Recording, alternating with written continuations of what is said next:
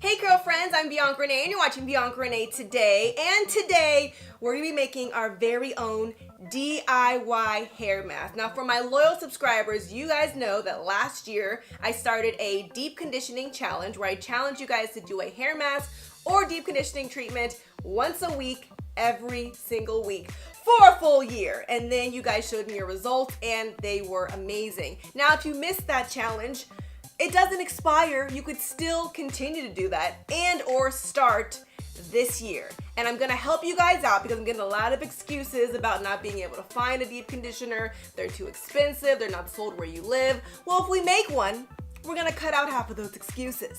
And this mask that we're gonna make today is also going to help with hair growth. So for those of you that have already committed to my Big Chop Challenge, I know you want them inches and you want them fast. It is gonna take some time, but using masks like this will help. So let's go ahead and get started. Let me show you my weapon of choice, which is aloe vera. You guys have seen me use aloe vera on my channel, but on my skin, when I did my aloe vera challenge on my face, wearing it every day as a mask, I made aloe vera ice cubes and rubbed the ice on my face every week, and I got some very interesting results. But it's only right, since I have a hair channel, to do a hair mask. Now the first thing you're gonna need, obviously, is an aloe vera leaf. This was left over from my face mask and I thought I should use it before it goes bad. I've been keeping it in the fridge, that does help, but I got this at Whole Foods and it was about $2. Now what we're gonna do is, we're gonna cut off this big, ugly, chunky white part right here. If you are not old enough to be using a knife, don't. Have one of your parents help you. Voila. And now we're gonna cut them into little chunks. Aloe vera promotes hair growth, prevents itchiness on the scalp, and reduces dandruff. So now when you cut it open, you'll see the aloe vera inside, and that's everything that we're gonna wanna use. And I'm gonna cut off these side pieces, and we're gonna cut off the spikes. Aloe vera has a lot of benefits for your skin and your hair. When it comes to your hair, it's really good to help repair all the dead skin cells on your scalp, and it also acts as a great conditioner. It leaves your hair very smooth and shiny. Now to chop this up, I will be using a food processor. You could use like a NutriBullet, Magic Bullet, little blender, whatever you guys have. And I'm gonna cut off this excess skin gently.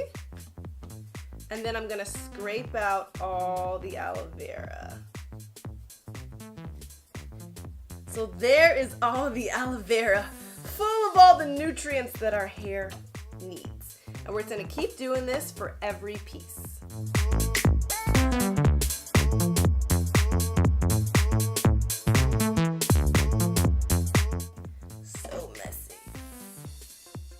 Okay, I think we've got all the aloe vera we need. Now to add to our mask, I'm gonna be using some olive oil. This is 100% pure olive oil. You could use extra virgin olive oil. And I'm gonna use 3 tablespoons of this. Olive oil is another oil that's great for hair growth. Olive oil will help repair damaged hair, prevent dandruff, fungus, and any other scalp issues that lead to flakiness or dry scalp. And now I'm also gonna add a little bit of some Jamaican black castor oil. This is with shea butter. This is by Proclaim. And this is really good to help with hair growth as well, especially for those edges. And I'm gonna do 1 tablespoon of this. All right, now we're going to put on the top and mix it all up.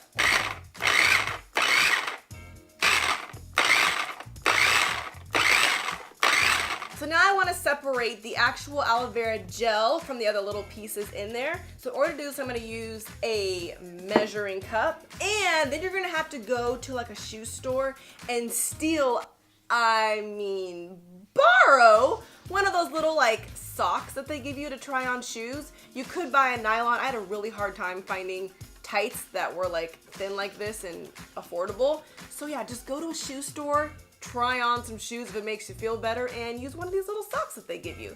So I'm gonna put this all around, and I'm gonna pour in my concoction, and we're gonna strain it. You could use a nylon, or you also could get, if you have like the cheesecloth, or a strainer. All right, and this is where it gets pretty messy. So it's already separating through the nylon, which is what we want, and then you're just gonna squeeze out all the remaining gel. Oh yeah. That's what we want. That way the larger chunks will stay in the nylon.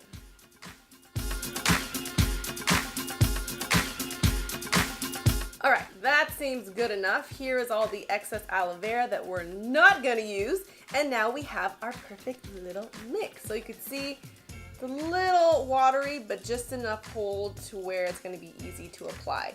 Now this is my first time adding oils to it, and I do see that the oils are separating from the aloe vera. So you could use the aloe vera first and then add your oils second if you want, but at the end of the day, they're all going the same place. Okay, now at this point, it would be best to put it in a bottle with a nozzle, something like this, but I don't have one. I'm trying to use everything in-house to make it very DIY. So I do have these little travel size containers that I use when I travel, so I'm just gonna put it in here. Ooh, this might be perfect. Not bad. And there you go, your own DIY hair mask.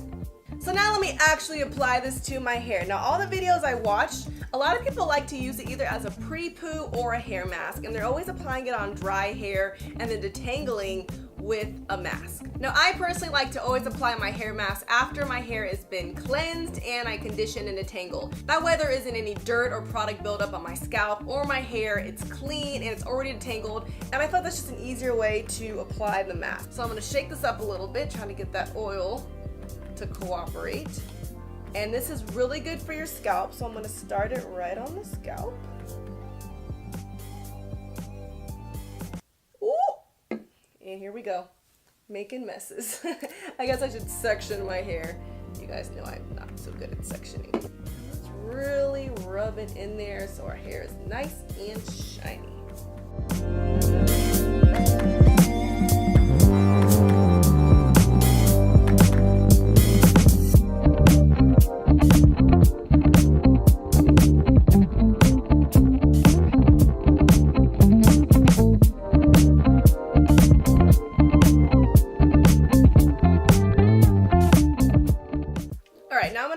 And focus more on my scalp, since that's where our hair grows from. That's very important.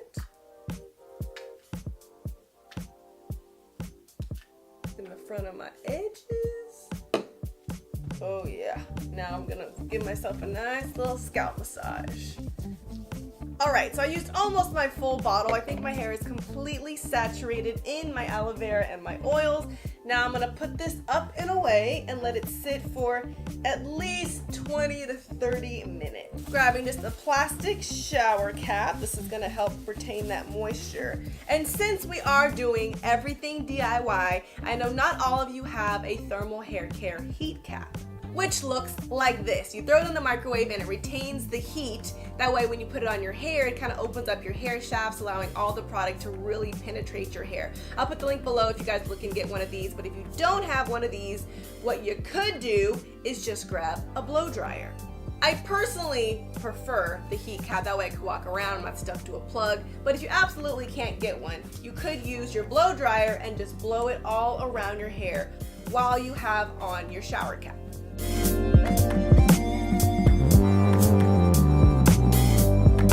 After leaving it on for maybe a good hour, actually I got a little sidetracked, but you know, it's all good. And this is how my hair looks now. So on the top I noticed it's so shiny, definitely more like plump and moisturized than when I first started. I'll show you a little before and after photo. This is how my hair was right before my treatment, just wet, no product. And this is how it looks now after using the treatment. It's shiny. The smell is not there, which I'm glad, because I wasn't really a fan of the aloe vera or the Jamaican black castor oil smell. So water was able to kind of like rinse that out. It didn't have a lingering smell. But at this point, I'm going to add my stylers, come back and show you the final results. So now I'm back after I applied my products, but it's still drying. So I'm gonna have to come back tomorrow and show you the finished result. And I'm back. It is now day 2 because my hair just takes so long to dry. But now that I've styled it, fluffed it out, I think it looks amazing. Using that mask in my hair is so shiny, and I really feel like if I continue to use this once a week, I will see significant hair growth and probably a healthier scalp. So now I don't want to hear any excuses for why you can't deep condition once a week. Stick to your deep conditioning challenge. If you just did my big chop challenge, I'm so proud of you. We're gonna get those curls back and popping, but you gotta commit to using things on your hair that's gonna benefit them and make it grow.